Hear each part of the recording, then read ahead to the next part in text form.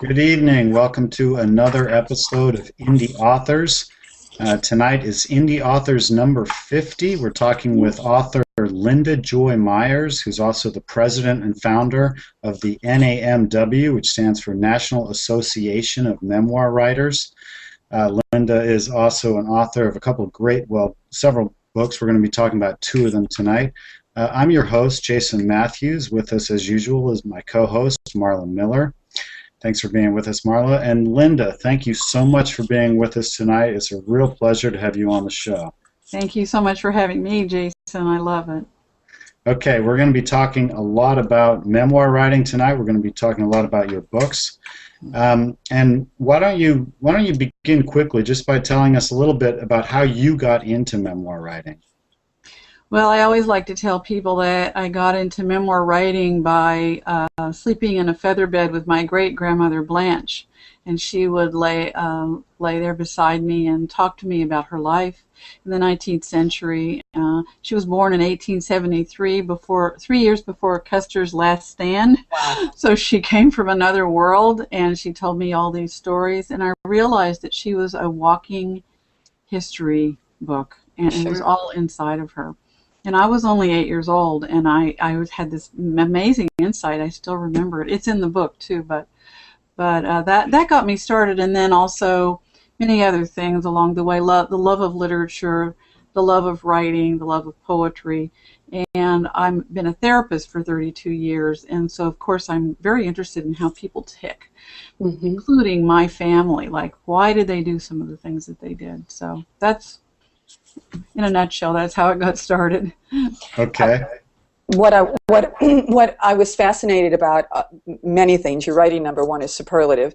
But in the book, Don't Call Me Mother, when you talked, Linda, about how therapists often will become therapists, will go through that training as a way of healing their own dysfunctional family, and I was hoping maybe you could give us just a little bit of insight on that. When was your aha moment when you've had a long history of being a therapist, when you said, gosh, I got to write this down? Well, it came gradually. Part of it is that it's an interesting story and a little bit unusual. I mean, the story is about 3 generations of mothers who abandoned their daughters. Amazing. And, I thought, well, am I the only one? And I felt like I was the only one because I didn't know anybody like me, and I did some research, and I couldn't find any books. Hope Edelman has written some wonderful books about the death of a mother, which is a very different thing than your mother leaving you, or my mother even took it further and insisted that no one in Chicago should know that I was her daughter, which is where the title came from. And so it's this saga of many things. Part of it's a love story for people who did help me, and I loved them for that. I wanted to thank them, and so I wanted to make them characters in the book. I don't know if you guys got as far as Mr. Broniger in the chapter The Music Man. There's also an uncle friend who would introduce me to all of his roses. So there was the beautiful part, and then there's sort of the tragic story of my mother was left by her mother, who then ended up raising me. And so I just thought, well, this is an odd and interesting story. Let me see what I can do. It took a long time to write it, though. Well, it's beautifully written. I'm still reading it, but I'm really enjoying it. I want to share with our audience the website here. This is don'tcallmemother.com. Don'tcallmemother.com, obviously without the apostrophe and don't. It's also the title of the book. Subtitle is A Daughter's Journey from Abandonment to Forgiveness.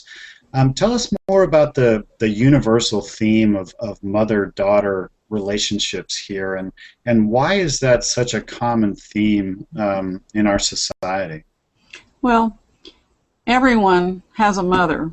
I mean, really, we all come from a mother's body, and so there's a very complex relationship there, and a lot of times in the society it's idealized. There'll be people who say, who put on blog posts, well, your mother's your best friend, or if you ever need anything, just go to your mother. And I'm like, no, not really.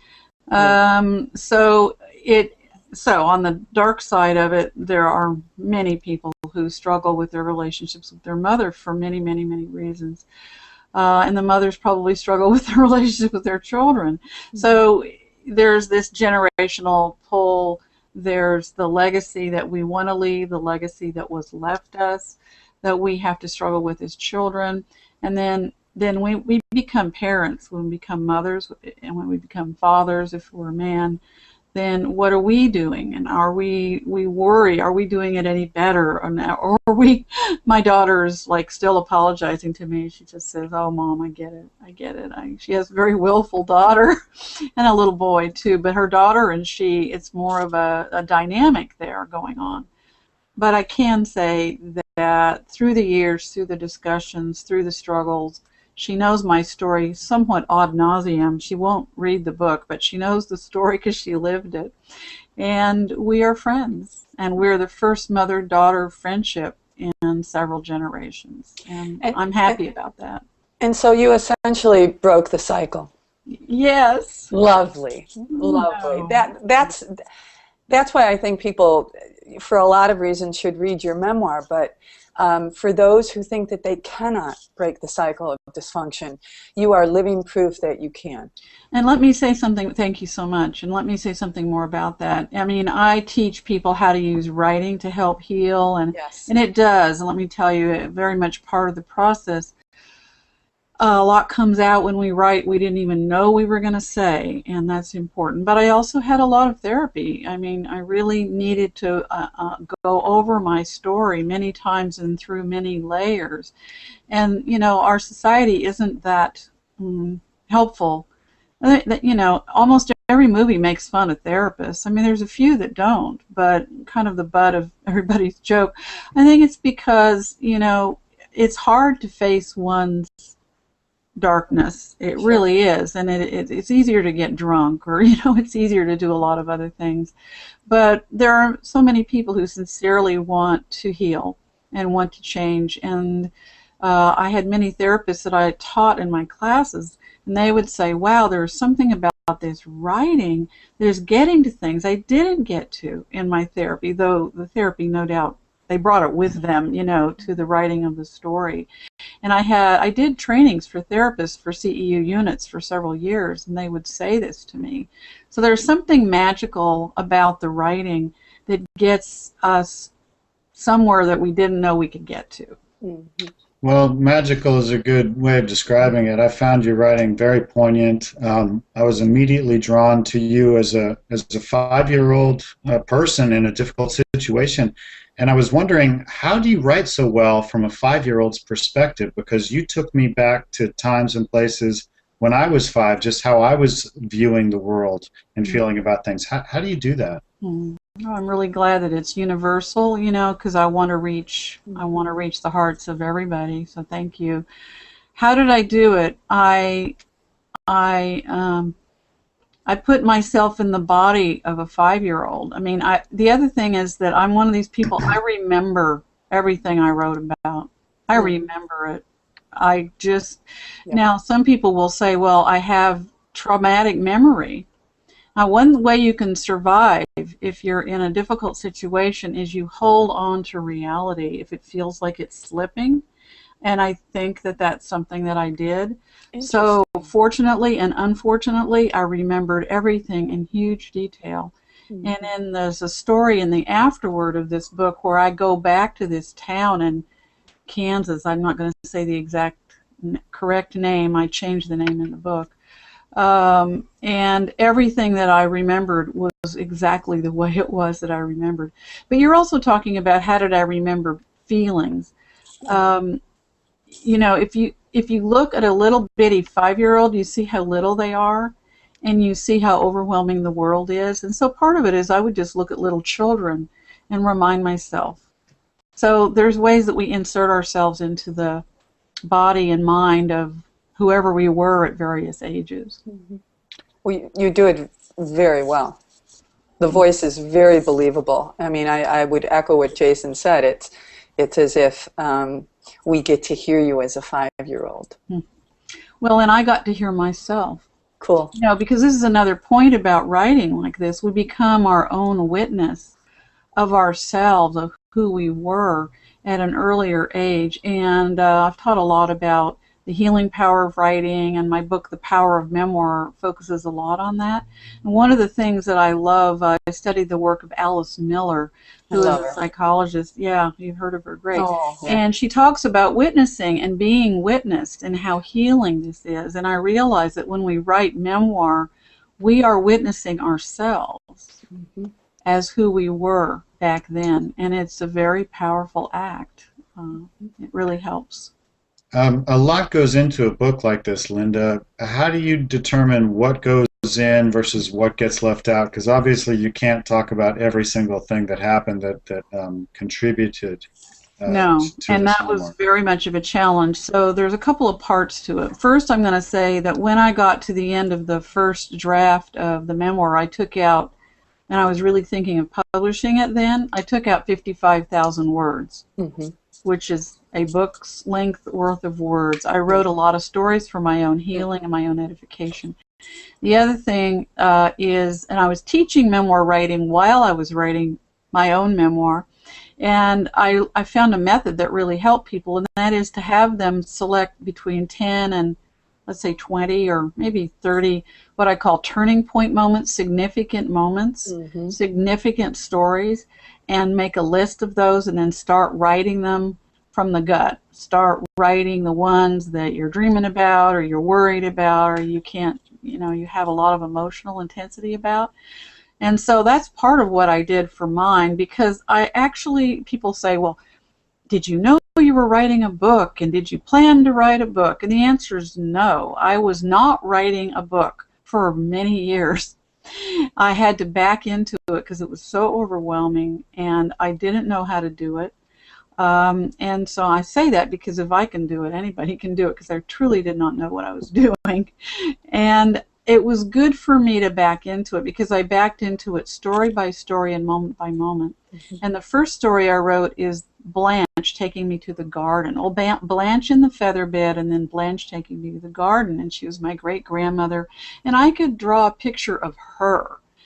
And it was a good story, you know, it was a happy story. And so I seeded the happy stories in with the darker stories. And that's another technique I recommend, you know, to other writers.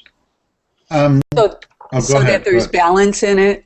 Yes. Yeah, so that we don't get too bogged down at any one turn. That So yeah, the reader that's doesn't, great. and so the writer doesn't, because Yeah, if good. people write too much. They did studies on how long people should write a dark story, no longer than 20 minutes. Interesting. And then you need an antidote. You know, you take some happy medicine Yeah. or something.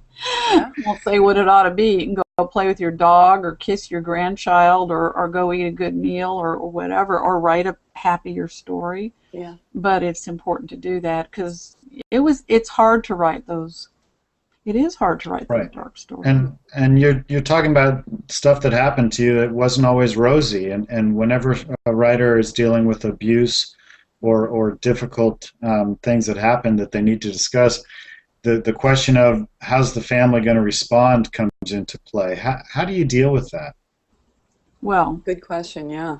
luckily, the people who I was really talking about were all dead.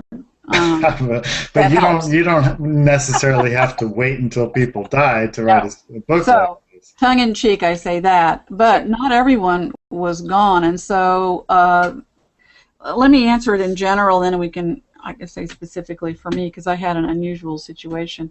So for people who are writing memoir, you know, I advise them first to not tell their family and announce their family they're writing a memoir, because they will bug you about it, they might worry about it, and they might even try to get you to stop. And I've been to so many workshops and so many conferences where people bring this up. So I tell people to create what I call a sacred safe space where they share it with other memoir writers. Sometimes it's not even helpful to share it with fiction writers because sometimes they don't quite understand that you're digging your heart out of your chest and laying it on the coffee table in front of them.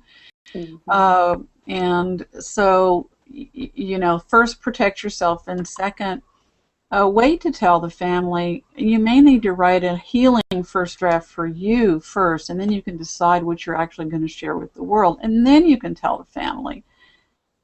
Because you should, in fact, if you are going to publish a book, let people know. There's a whole other legal thing we won't get into, but Yeah. I mean, it's an ethical issue as well, and not just a legal one. You know, speaking of that, I believe that your memoir has been published twice, so you have revised it. Do you want to talk a little bit, because you've mentioned the word forgiveness, and talk a bit about that, if you would? Mm-hmm. Well, the reason I changed the subtitle is it used to be Breaking the Chain of Mother-Daughter Abandonment, and that is true. That is what it was about. Mm-hmm. But people would say to me, gosh, your story sounds so painful, I don't want to read it. And I'd go, but it's really about forgiveness. Just read it, you'll see. Mm-hmm. And so when I came to redo it, I thought, okay, I'm going to fix this, because it really is about finding forgiveness for my mother and my grandmother, for myself.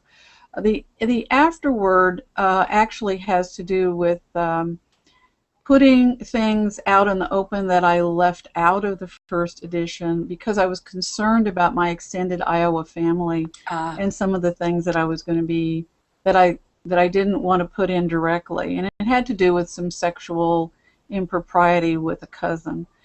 And I felt sure that I would lose the family, what was left of them, and they were the only family I grew up with. I didn't grow up with my mother, I didn't grow up with my father. I spent my summers in Iowa with this extended family, and I wasn't ready to lose them. And eventually, though, in this first story, in the afterword, is about how I came to terms with the fact that they didn't like me, they didn't like my grandmother or my mother. We really were not part of them, and that I needed to divorce myself from them and say goodbye, and I did that. But the story is complex. The second story in the afterword is actually about the family I lived with when I was 5, kind of unkind children and mother. But I sought out these adults because I had been dreaming about them all my life, and it was the bravest thing I've ever done. Oh, you met them again. I called them up, and I went to Kansas, and I found them, because they were relatives. They were first cousins. Wow. And I met them, and one of the brothers apologized to me, and I told him I forgave him. Aw. Did you bring a paddle and paddle the mother? Seriously. Like she did to you? Okay, I'm sorry. That wasn't nice. Yeah. I know it wasn't nice. No, but you know, they were loyal to their mother, and I didn't want to get into that. I didn't go there. I didn't even go there with an agenda. I had no idea what would happen. But the good news was that it just settled the dreams I'd had for 40 years. It for did, me. And it got the scary kids that they once were out of my head, and those children had been abused too, and I saw it. I could see it. I went, oh, I see. So we were basically just all kids. Victims together. Sure. Yes. Yeah. So that was good. It was the scariest thing I'd ever done, though. Linda, I want to talk a little bit about this website. This is the National Association of Memoir Writers. It's namw.org. Tell us a little bit about the website. Well, it's a site that has a lot of resources, and you're putting up the free event coming up on May 3rd, Memoir in the New Millennium. That's what this is. Twice a year, I offer a free event that's an all-day free teleseminar for people to listen to experts on memoir writing. We have this twice a year. This is our 10th one. And it's going to be May 3rd of this year? And people go to namw.org and sign up, and you get a free audio of the whole day, because most people can't be there all day long. And for people who are watching this video after May 3rd, is there a place where they're going to be able to see it? Yes. For a while, we're going to have it free on the website, and then eventually they'll be able to also get this, and it's by phone, so they'll be able to listen to it, download it, put it in their iPod, and get this instruction, and every month we offer a free roundtable discussion for anybody who wants to come. Okay. You know, Linda, I have so many people following me who are writing memoirs. I would love to put this on my site and give it a shout out. That's just a great, it's an all-day event, May 3rd. Yes. Good. I'll definitely include it. Great. Thank you very much. Sure. Send me things you'd like to share too. Absolutely. And so did you found this? Yes. I'm sorry, Jason, if I No, interrupted, please. but did you found this organization? I did. I didn't know how to Good do for you, anything girlfriend. at all Wow. about it. I wasn't a business person. I was a therapist. Yeah. I didn't know what I was doing, but I love memoir writing, as you know. I love all literature, but I love memoir, and so I started doing this, and so gradually it's gotten a rhythm of its own, and it keeps me pretty busy, but it's a place, it's a resource, and people are still learning about us. Wonderful. And aside from your book, Don't Call Me Mother, there is also a recent book that you've put out called Journey of Memoir, The 3 Stages of Memoir Writing. Right now, it looks like, is it just paperback right now, Linda? It's just a paperback, but actually pretty soon at NAMW we're going to have a membership sale, and we're going to offer a PDF of Journey of Memoir as part of that. So it's going to be available on the website as a PDF eventually. On Amazon, it's just paperback. Gotcha. And it's a workbook. It's the only memoir workbook I know of that's out there. Would it be too long of an answer to go into the 3 stages? The 3 stages are quick.